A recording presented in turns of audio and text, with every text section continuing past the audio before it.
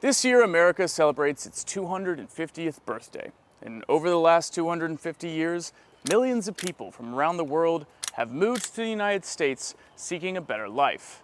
They fled their countries and made a new home in the US. But what would make you consider leaving the United States? I've just arrived in Canada to find out. And I'm here to meet a university professor, Dr. Jason Stanley, formerly of Yale University, who 2 years ago picked up his life and his family and moved from New Haven, Connecticut to Toronto. Yale University philosophy professor Jason Stanley announced he's leaving not only his school, but the country to teach at the University of Toronto in Canada. Stanley said he's making the move so he can, quote, raise his kids in a country that's not tilting towards a fascist dictatorship. It's clear to me that it's time to go for an academic and a critic of the Trump administration who has the privilege to have an opportunity to leave. Dr. Stanley is convinced that the United States is no longer the land of opportunity and that the new American dream is leaving it.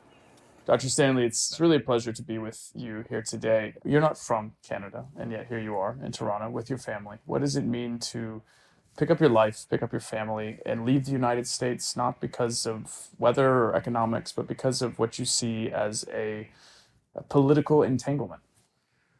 Yeah, I mean, to me, it just follows logically from my analysis. The sentence, to put it in as philosophers of language too, the sentence, it's fascism, but I'll stay. It's hard for me to wrap my mind around. So I felt like I'm committed to a certain course of action because of my analysis.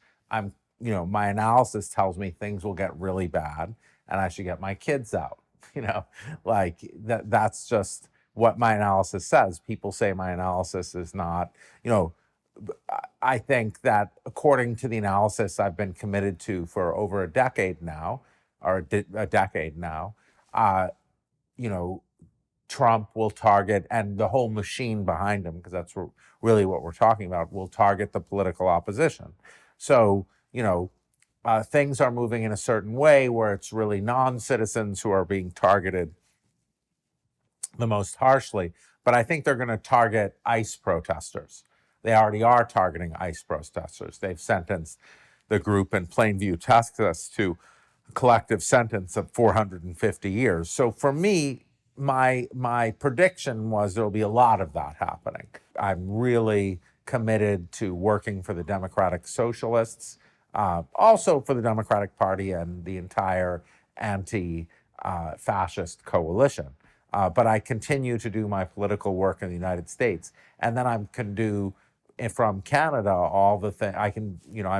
I'm the named chair in American Studies here, so my remit here is to help American democracy.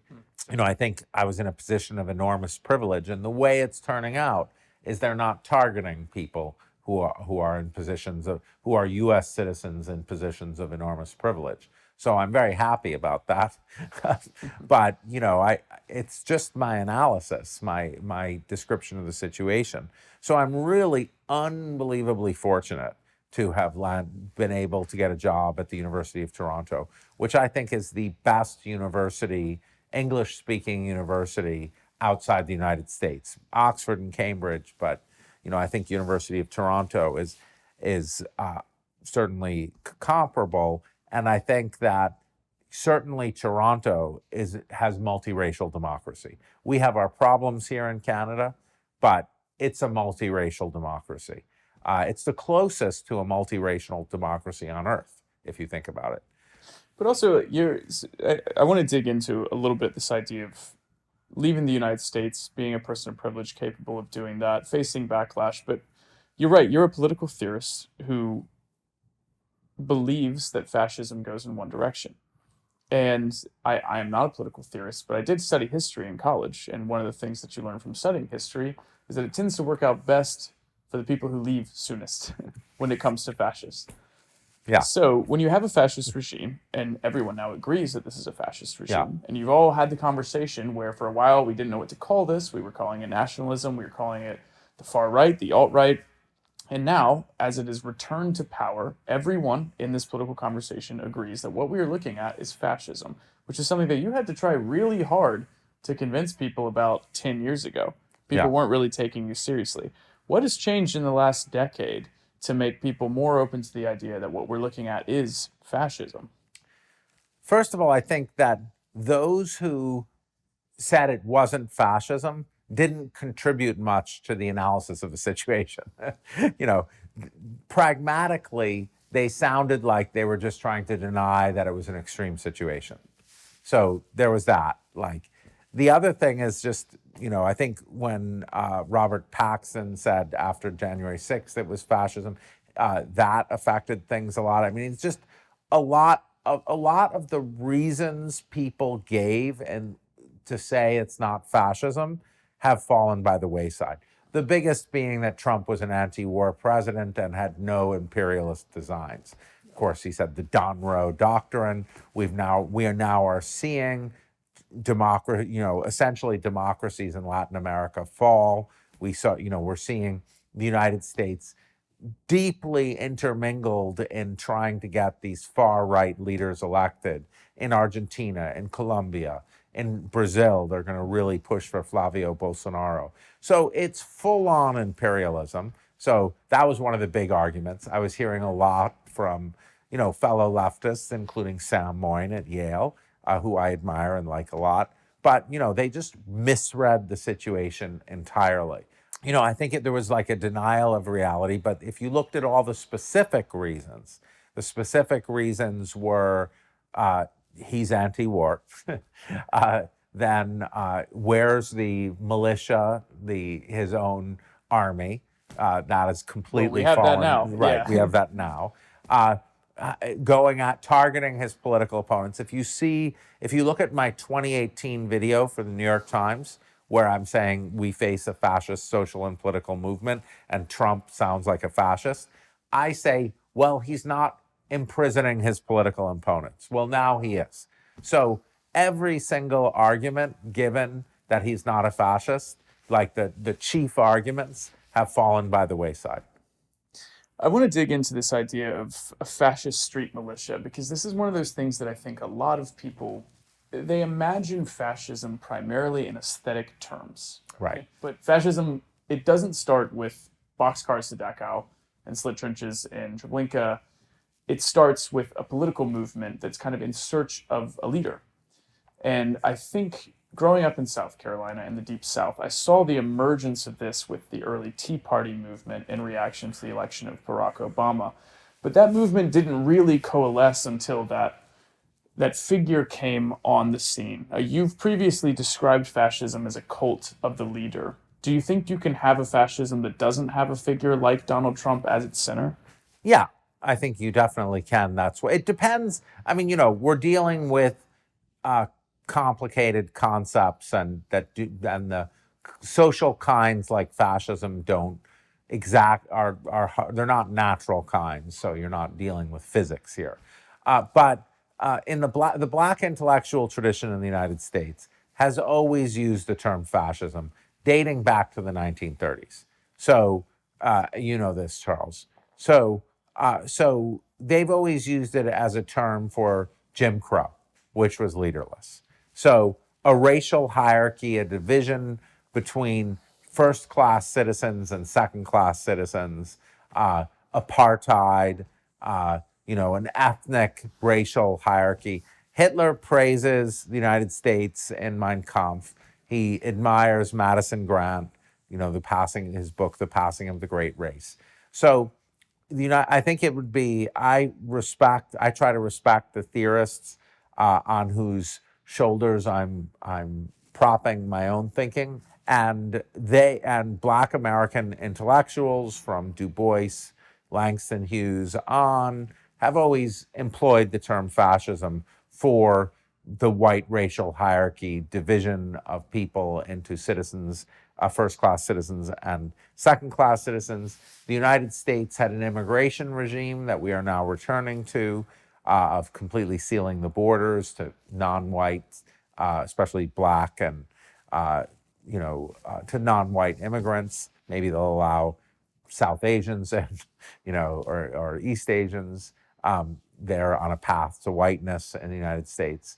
But so we're returning to a structure that Black Americans have called fascism. However, right now we have something. So I think we have a fascist social and political movement behind Trump, who is using Trump as as the leader that we saw in mid-century fascist movements in Europe.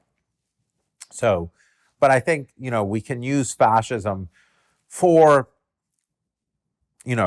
a society in which a white racial hierarchy is kept in place by mass violence, by a militia like the Ku Klux Klan. It doesn't have to be white, of course.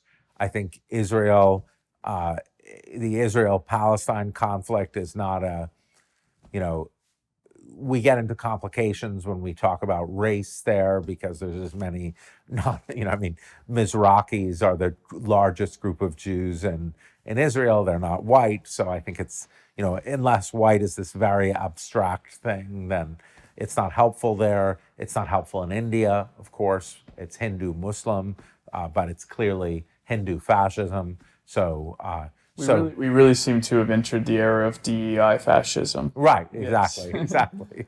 With our leading fascist figure in the United States is a gay Mexican, Nick Fuentes. Oh, Fuentes, yeah, absolutely. I mean, I think it's kind of an ultra-nationalism. So I think you can have a leaderless fascism. That's what Jim Crow is. We are now returning to Jim Crow, certain aspects of Jim Crow, the voting aspects, but classical fascism is really what we're sort of the European sense of fascism. That structure looks like what Trump is leading. It's interesting to me that you brought up the Ku Klux Klan, because in The Anatomy of Fascism, Robert Paxton talks about the Ku Klux Klan as potentially the first actual fascist organization. He does. And he makes that point specifically because he says that fascism is a uniquely modern phenomenon. It is a phenomenon of modernity, a post or during Industrial Revolution phenomenon looking backwards. Do you agree with that assessment? Nationalism is a 19th century thing, and fascism requires nationalism. So I do think it's kind of a, and then you have the structure of capitalism. You have the sort of conflict between a labor movement, a multiracial labor movement, and an attempt to break that labor movement by appeal to race or appeal to nationalism. So I agree, Hitler in Mein Kampf is attacking the trade unions because he's saying they connect, the trade unionism connects people across class lines, whereas people should be connected across racial lines. I think you need this relationship between the labor movement and the capitalist class, where the capitalist class, I know people will say Hitler didn't like capitalism. Hitler viewed himself as a defender of private property for Aryans. He didn't like capitalism as a global system, because he didn't like any global systems. So, they were defending the private property of Aryans. So that's what you find. That structure, I think, is central to fascism. You need, you get the oligarchs behind you, you get capital behind you by promising to smash labor movements. And by the way, it's the same analysis that Du Bois offers in his 1935 Black Reconstruction, where he's saying that, Reconstruction ends because the capital class sees a labor movement rising that will unify poor whites and poor blacks. And of course, that's the ultimate goal of, multiracial democracy, is to unify people along class lines to fight for a better life, to fight for a higher wage, to fight for better living conditions. That's our goal in multiracial democracy, to have people see their economic interests paramount and realized. You mentioned the opposition of fascism to labor movements. Why is it that throughout history, every fascist movement has explicitly described itself as anti-communist? Fascism can't exist without communism as a kind of enemy against which they fashion themselves. So that's just what they say is that everyone who opposes them is a communist. That's just, It's not fascism unless they say that. So it's not fascism. It's not Western European fascism unless they say it. It's not like, Israelis are saying that. I think you have different forms of fascism now, with that can take religious forms and oppositions there. But in the West, in Europe, in the United States, you've got to say that the opposition are communists, and you do that because of private property. You say the opposition is going to threaten your private property. And so that's just what, if you read Goebbels, for instance, his speech, Communism with a Mask Off, but he said throughout the Nazi literature, you have the Nazis presenting themselves as the defenders of private property. And so what you do, the fascist politics says, the Democrats, whoever is your opposition is going to threaten your private property. Mildest version, they're going to raise your taxes. And, they're communists, we're going to protect your private property. I want to ask you the question that you're probably most commonly asked, given your area of expertise, but what is fascism? Well, I think there's, in a way, my How Fascism Works is a 10-part definition. But it's a kind of, it depends on whether you want to think about Jim Crow as a sort of an exemplification of fascism, or the European structure. Palingenic ultranationalism, it's a kind of ultranationalism based on race or religion, that treats immigrants, LGBTQ people,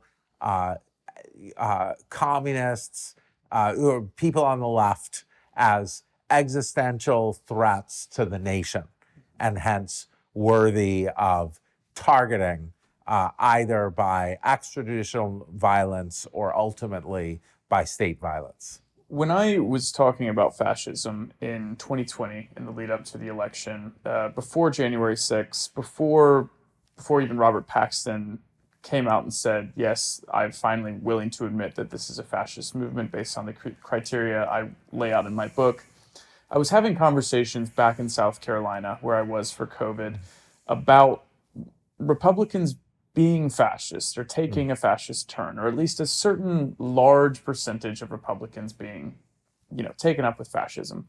And I remember talking with my mother, and she was like, do you really think that all these people that you grew up with are fascist? And she was devastated by this, because the idea that the sweet grandmother in the church or the young family who voted for Trump could be fascist. And one of the things that I found difficult to explain to her was that I don't use fascism as a term of dismissal or as a smear. It's not a slur for me. It's actually a term of pity, because I think something I've learned from reading your books, from reading Paxton's books, is that fascists are deeply vulnerable people who are primarily governed by fear, and they become vulnerable to state propaganda as a result of that. So I guess what I'm trying to ask is, what makes someone a fascist, and why is that kind of hard to identify in the beginning? I lived in Germany in the 1980s as a teen. I spent 2 years there. My girlfriend in college and people I dated, their families, lived through the 1930s, the 20s and the 30s. Their grandparents, the grandparents of people who were 20 in 1940 were, let me do the higher math, but they were not seniors. They were not. They were still vigorous in 1983, 1985, So they were still around, certainly. So people lived in their people went through their teen years. The grandparents of my friends went through their teen years in the 1930s.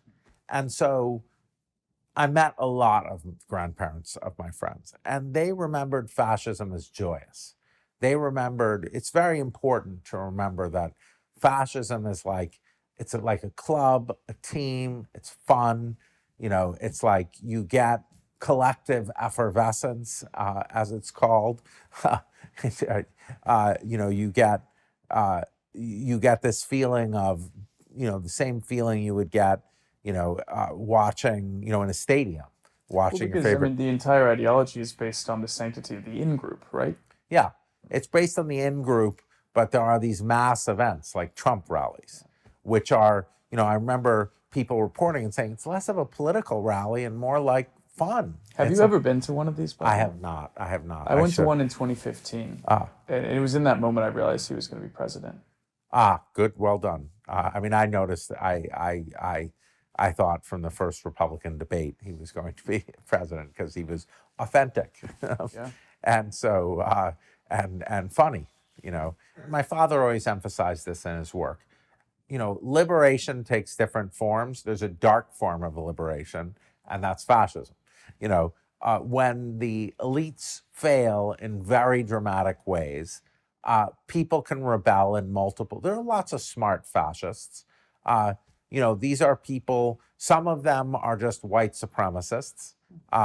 It would be really wrong to think that, just because someone's a Nazi that they're dumb. I mean, there are lots of Nazis in Germany who are smarter. Martin Heidegger was a Nazi. These are not dumb people. So I don't think it's right to say that that fascists are, deluded by propaganda. I think people's deep identity can be, whiteness, and all identities are manufactured. And whiteness, I think, is an identity that's defined in terms of anti-blackness. So people can have these very strong identities that are defined in terms of subordination of another group. I don't think whiteness in America makes sense without blackness. Toni Morrison made this point. American freedom is sort of defined in terms of anti-blackness. It's the non-freedom of black people. So I think, people have cultural interests. People have identity interests. I mean, we know this because people die en masse for these identity interests. Are they victims of propaganda, or are these just genuine interests? Steve Bannon in the Errol Morris movie, documentary about him, says the Democrats think people care about health care. And then he laughs. He's like, no one cares about health care. People would rather die young if it means that they could see their enemies suffer and be humiliated. Now, is that deluded by propaganda? Well, it's certainly I don't want to die young. You don't want to die young. But, people feel that it's fulfilling when people who they think are better than them are made to suffer. Arendt talks about this in Origins of Totalitarianism. She says the fascist leader is vulgar because people like the feeling that the elites have to bow and scrape. He says it like it is. That's what they always say about Trump. Yeah. Right. There's that aspect, but this is a different aspect. This is the vulgarity. This is people get visceral pleasure out of the cultural elite having to bow and scrape to someone who is so obviously vulgar. So obviously it's almost physically pleasurable for people because they feel and the irony, right, is the real elites are all fascists. I had people say, oh, I love, in 2023, 2024, I love Elon Musk. He's getting the elites. He's a trillionaire. Right, exactly. It is absolutely absurd. And I think Musk is a strategic racist. Of course, he is Nazi-style racist, but it's also very strategic for him because he has to deflect. It's a classic case of propaganda. he has to deflect anger away from him. Yeah. So he has to triple down on racism. He has to say it's the immigrants' fault. If he didn't have a racist bone in his body, he'd still have to do exactly what he's doing, because he is in trouble if people, I don't even want to say realize what's up. I want to say if people's emotional constitution fixes on their proper targets. I think that's exactly right. Obviously he is a white South African, which Right. is, I mean, No, he isn't. he comes by it honestly, but he does seem particularly interested in branding himself as an anti-woke crusader. The billionaires are in a moment that's precarious, because any minute people could realize that they're trying to take everyone's jobs away and surveil them permanently and surround them with drones so no one can revolt. So he's very clear about that. So he has to raise, get people distracted with non-white immigration or whatever. And this is not a theoretical exercise for you. I mean, we now have mountains of evidence for this just with the release of the Epstein files. Yeah. We have what is very obviously a conspiracy of elites to ensure that people don't wake up to the fact that they are the elites. Yeah. Whether it's working with Steve Bannon in the UK or Peter Thiel talking about how, well, of course these young people are attracted to socialism. Everything's been going terribly for them for the last 30 years. Right. I think it's really interesting just to see how committed the people in the Epstein class, what people are calling the Epstein class, are to anti-communism, anti-socialism, the preventing the people of various stripes and colors and races and backgrounds from targeting them as the primary reason for their suffering. And like you said, they don't seem to have a plan to do anything about that except increase the surveillance, increase the drone technology, offload the jobs with AI. But these are intelligent people, and they understand that there is going to be backlash, which is why the positioning of the Trump administration to talk about left-wing activism in the language of domestic terror is really interesting to me. So, I mean, Interesting is a word. Last year, Trump signed NSPM 7, which famously is his anti-Antifa, which I love the mathematical equation. Anti-Antifa, you take that away. I wasn't very good at math, but I think I know what that works out to. That's logic. That's double negation. Yeah. And it was very interesting to me that one of the things that they lay out in that document as an indicator of domestic terrorism is anti-fascism. Yep. And we've seen with the draconian sentences passed down to the 9 Prairie Land defendants that they're... Prairie Land, not Prairie View. Sorry about that. Yeah. Yeah. So with the draconian sentences passed down to the 9 Prairie Land defendants, we see how serious this administration is about at least trying to scare anti-fascists into submission. How do you think that's going to play out over the next couple of years?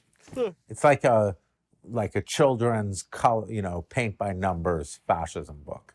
So I think in the first instance they're going to be using it against ICE protesters. So it's just like you could have predicted that they were going to do this, and if they didn't do it, it wouldn't be fascism. So because you have to imprison your enemy, your political, the people who are going to be the opposition, the protesters, you have to imprison them. The concentration camps in the 30s were devised for the Social Democrats, for the political opposition. So this was all predictable. Now, they're first going to target the ICE protesters. They've already begun that. They've killed 2 of them, and now they're imprisoning them with some of the most drastic and extreme prison sentences you can get in a country that already has enormously long prison sentences. So, our homicide sentences are average 40.6 years in the United States compared to like 8 years for Spain, or 9 years for Switzerland. So they're giving people 50, 70-year sentences for protesting ICE. So that's because they're going to use ICE to steal, as part of the element in their plan to steal the midterm elections. So what they're saying is if you're going to protest ICE and you're going to protest ICE around the elections, for example, you're going to go to prison for the rest of your natural life.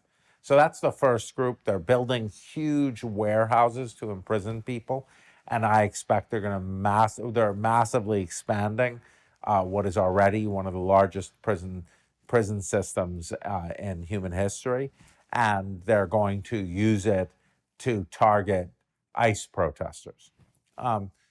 I think there's an interesting question about whether they'll go for privileged white people like myself, or you are, I think, in a more precarious position than I am because you don't have an institutional role, so you could easily be targeted in this. So I think, first they're going to go after ICE protesters to make sure that no one protests ICE and no one stops ICE from intimidating people at the polls, for example.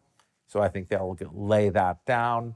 I think they're going to be using these massive warehouses to imprison political enemies like ICE protesters and people doing things to protect immigrants, for example. Just like in fascist regimes of the past, if you hid Jews, you were subject yourself to draconian penalties, maybe even death. So I think that's why they're building these massive warehouses, obviously to incarcerate immigrants, but also people who protest their actions against immigrants.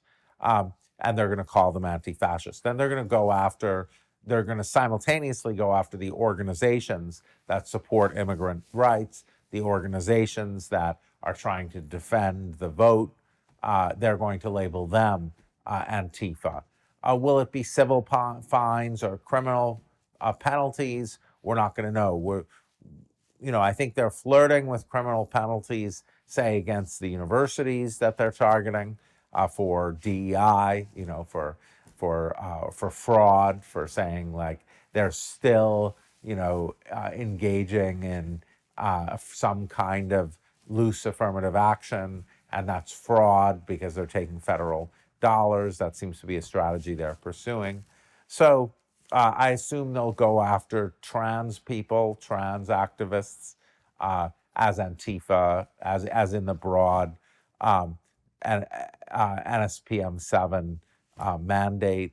And what this is a restructuring of the federal government to target people like you, to target anyone who's protesting ICE, as they targeted Muslims in America, which was, I believe, the previous national security memorandum. So, I think it's pretty clear that's what they're going to do. But they're incompetent. So whether they'll be successful is another. That just means we all have to protest ICE, right? Because they are totally incompetent. So that's the good fortune. I mean, they passed the social media check for people coming into the country, non-citizens coming into the country. But what happened with that? Nobody's getting their social media checked because think of what that would do to airports. So it's very important to remember they're incompetent and they're trying to scare everyone. The more everyone, look at the fact that there are people coming into the country all the time and they can't, check everyone's social media, that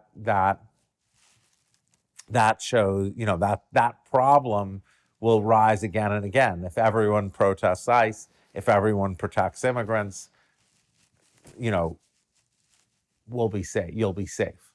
This is something I think your colleague Timothy Snyder talks about quite a lot. When you look at the history of fascist regimes, it's not as if the Germans and the Italians were doing this much better than we are. They were full of reckless nepotism and incompetence, right?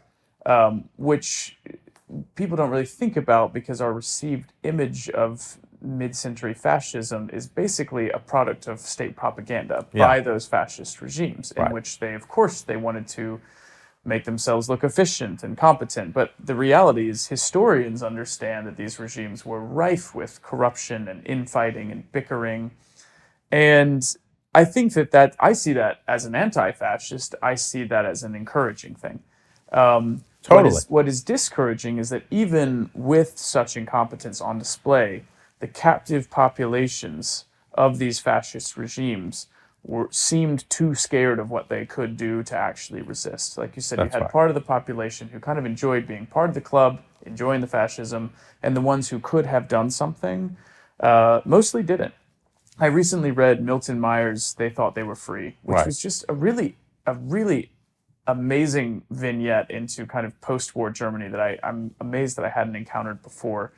But that's one of the things he talks about. He talks about a chemical engineer who Milton Meyer asked him, "When do you think fascism won in Germany?" I'll tell you exactly when it won. It won on one day in 1936 when I took the oath of office, or took the oath to join the Nazi Party in order to keep my job.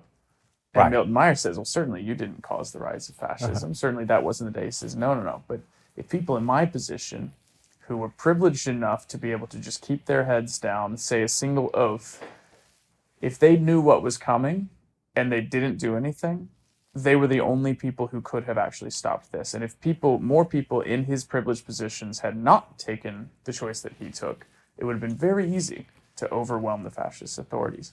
Do you see that happening in the United States? Are we a captive population in that way? Absolutely. Look at the institutions. Look at Harvard. Look at Yale. They're going all in on intellectual diversity, which is nothing but right-wing ideological capture. They're completely folding to fascism. And all of those people are complicit. All the people in these institutions who are, saying, okay, we've got to bring in right-wing people, because it's totally fine if a top physicist is right wing. I don't care. I'd be proud to have Martin Heidegger as my colleague because he's a great philosopher, even though he's a fascist.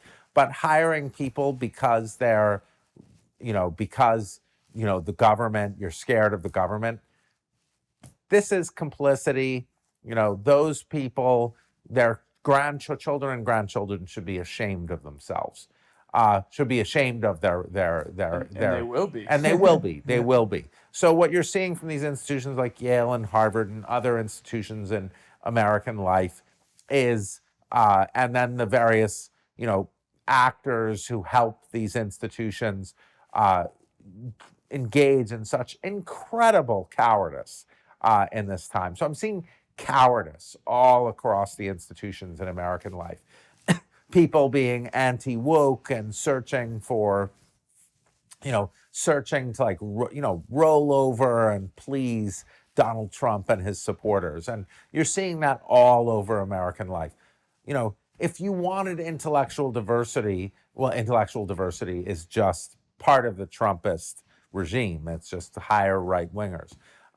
Not because they're great physicists, because in academia we hire great physicists because they're great physicists, but they're doing it to obey. And so you're seeing that all over in American life. And these are cowards.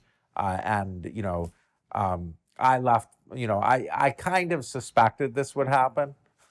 It's cowardice, and people are cowards. That's not that's not new to learn. But it's like gross for me to be associated with that. And I'm happy, I feel like, okay, I could have stayed at Yale, I could have been in the fight, but I knew this was coming. There's just a kind of, the other day, my 11-year-old who's in the other room said, we were looking at houses and he saw a centipede in the bathtub and a spider of the house we were looking at. And a friend, and he said, it's not that I'm scared of them, it's that I feel disgust. And so it's not like I'm scared of all this cowardice that you're seeing from these administrations. And with some of my former colleagues at Yale, I mean, I hesitate to say there's a lot of brave. The American Association of University Professors is fighting back. Yale formed a chapter of the American Association for University Professors. They're fighting back. That was an organization founded by a philosopher like me, John Dewey.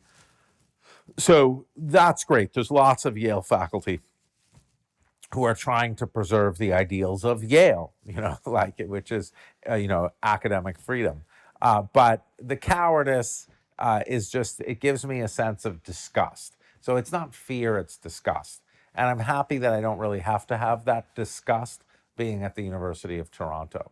So I see that what Tim Snyder calls anticipatory obedience all over, and it's just so gross. Like imagine being a university president at this time and being like, yeah, we need to hire right wingers. We need to do the problem was we were too woke. We were hiring, the philosophy department at Yale has one black faculty member. The idea, if you wanted to be anti-woke, now is not the time to do it. I see that. It's gross.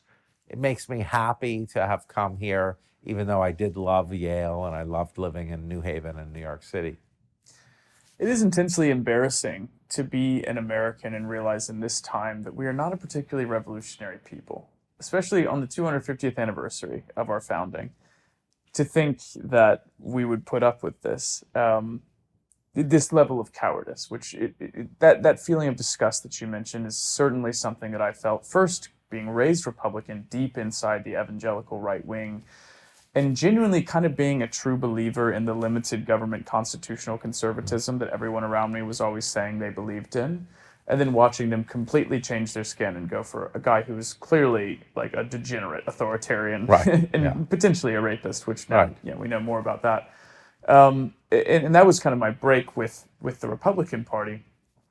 But then it was also seeing this institutional complicity and cowardice inside the Democratic Party that pushed me further and further left, when I was in DC, and to the point where, at one point I fully broke with the party, and now I think I'm more active in the DSA sort of insurgency inside of it.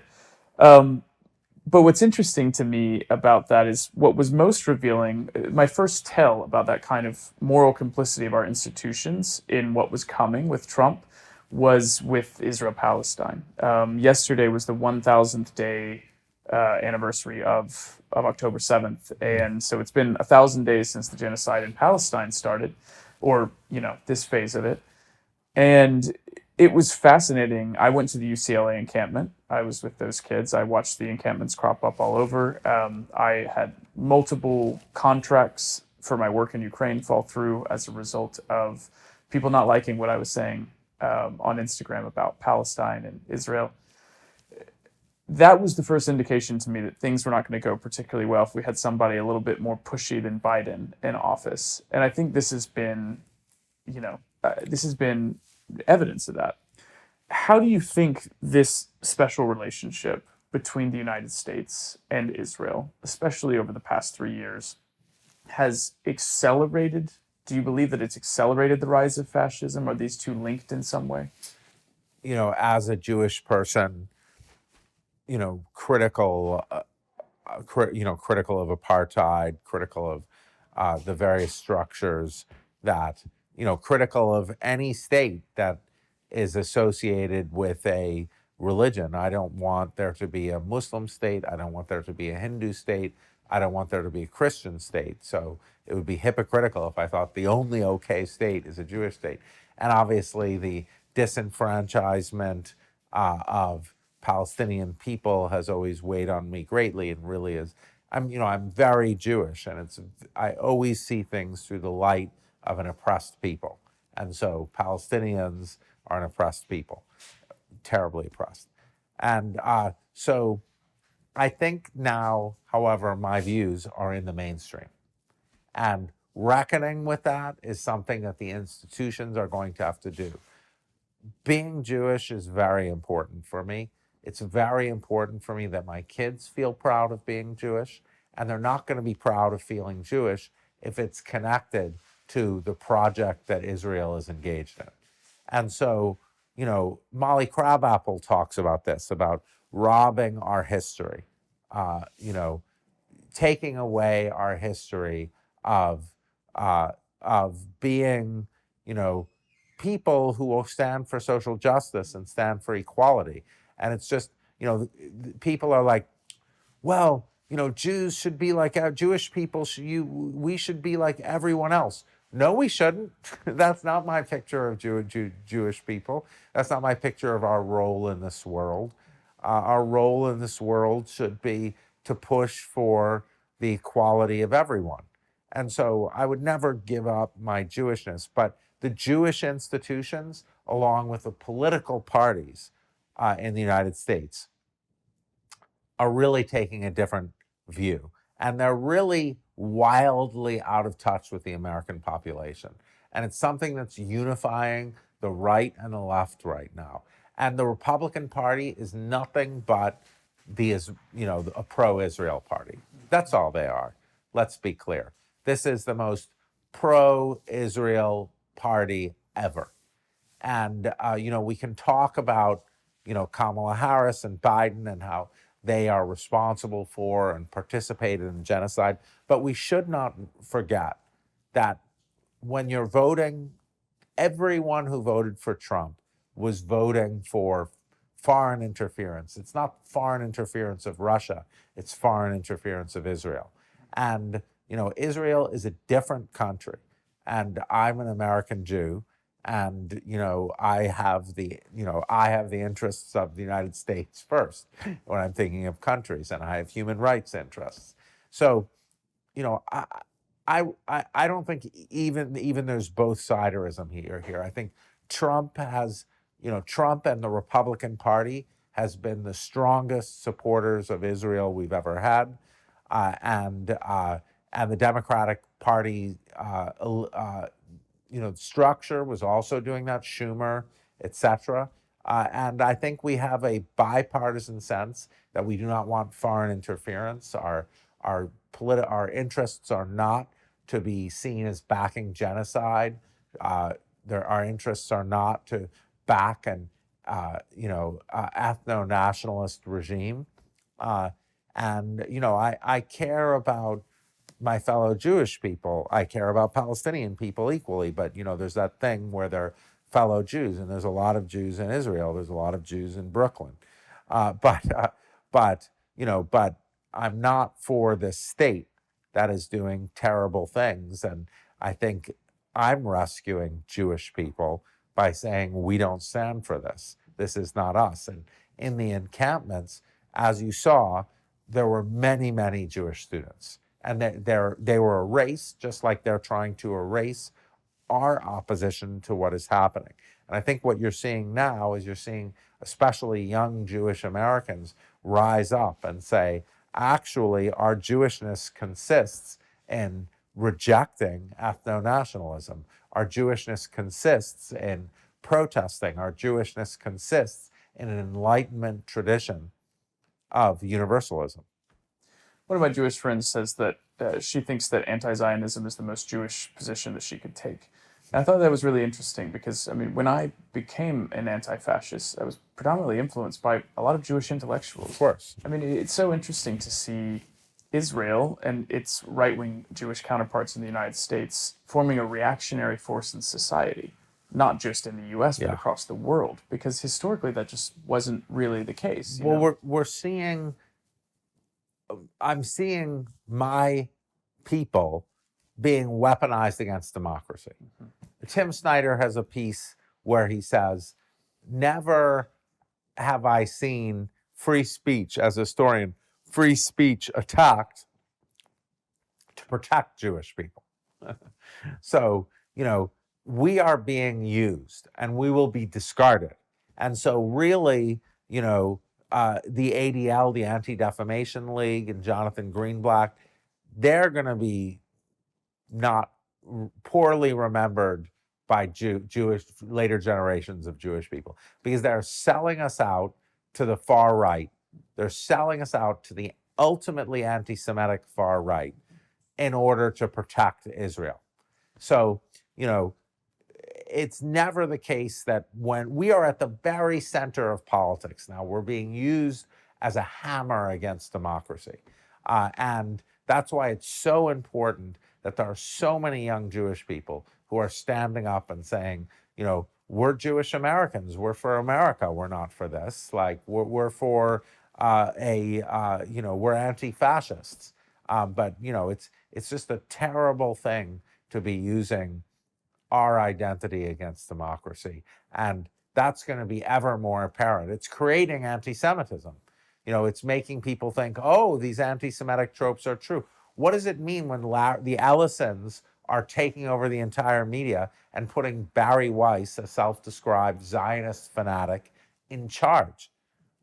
What does that do with the trope that Jews control the media? Which was not true, but now Larry Ellison, who's half Jewish but strongly identifies with Israel, all of that is feeding into these anti-Semitic tropes, and so we have to really stand against this. Barry Weiss is a tool of fascism, and so the CBS, and they're going to try to take over CNN,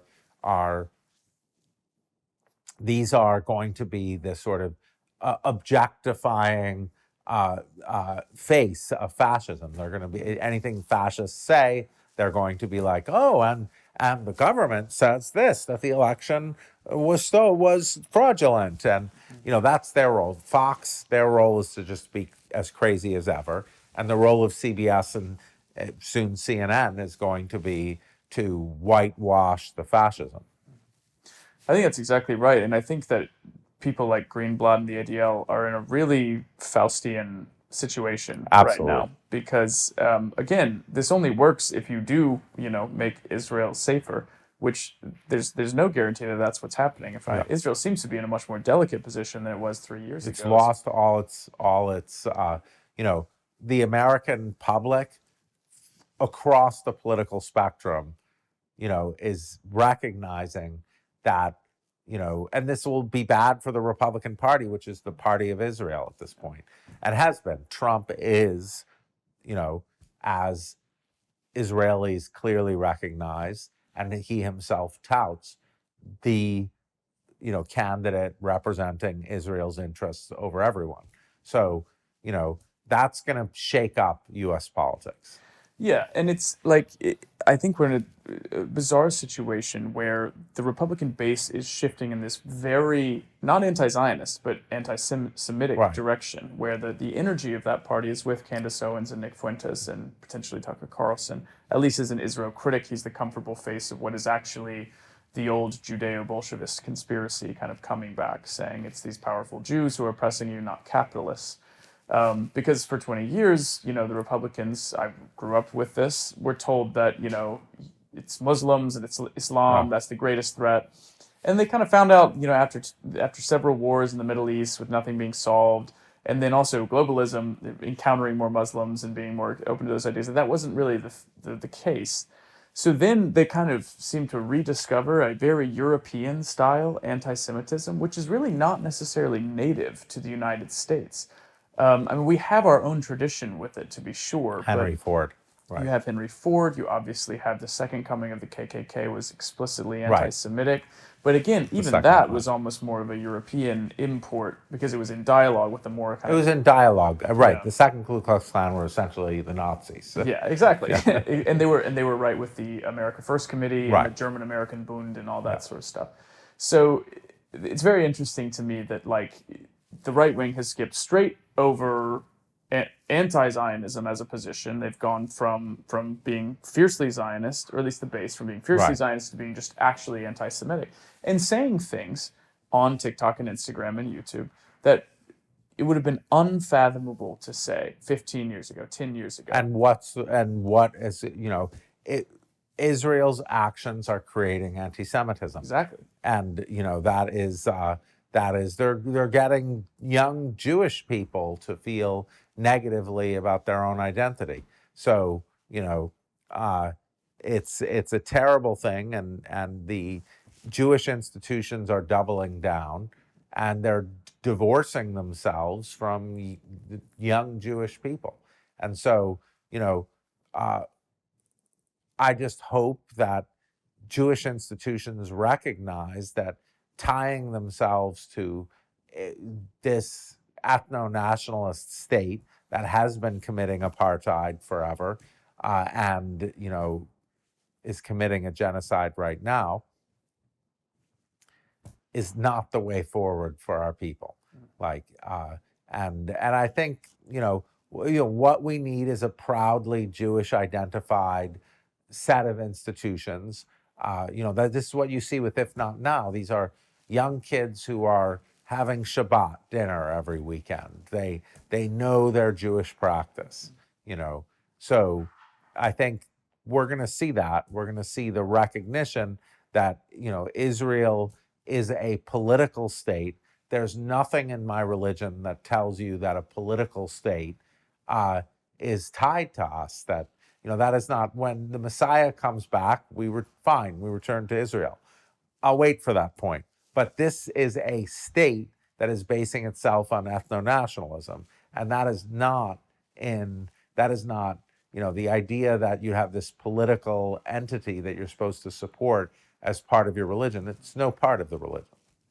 And as being raised a Christian nationalist and a Christian Zionist, I've also had to unpack these things as well. Right, because, allying yourself with Christian nationalists and Christian Zionists is like, are we hoping that we'll all be killed by you? When It's a real enemy of my enemy situation there.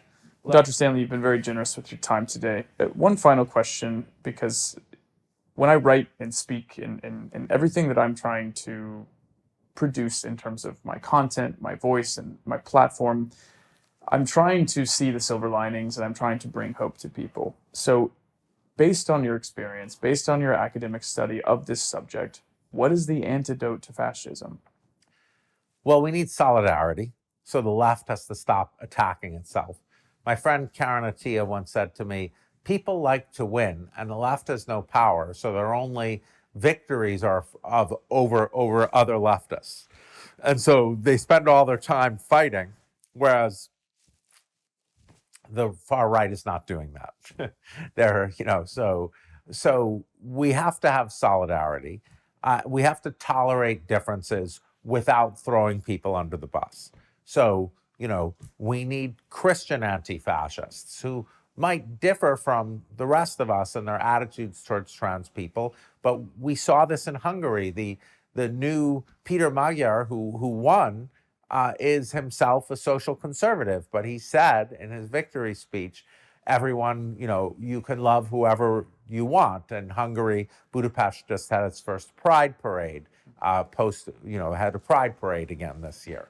And this is so, we need Christians who may personally disagree with LGBTQ people's lifestyles, but recognize that democracy is about freedom and different people have different paths. So we need that understanding. We need solidarity without throwing anyone under the bus.